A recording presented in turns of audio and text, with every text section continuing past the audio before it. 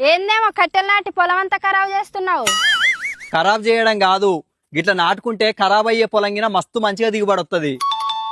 గీ ఉత్త కట్టెలతోటి పంట దిగుబడి ఎట్టొస్తుంది?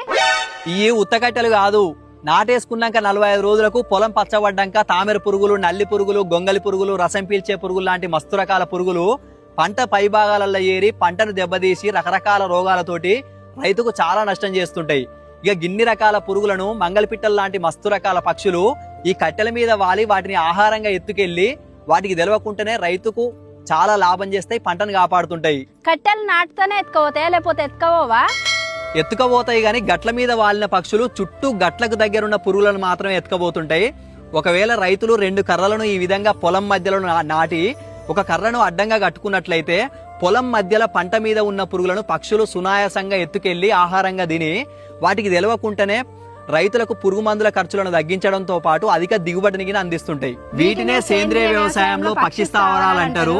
మరి రైతన్నలకు పెట్టుబడి ఖర్చులను తగ్గించుకునే విధంగా ఉపయోగపడే ఈ సమాచారాన్ని అందరికీ షేర్ చేయండి. అందరికీ ధన్యవాదాలు.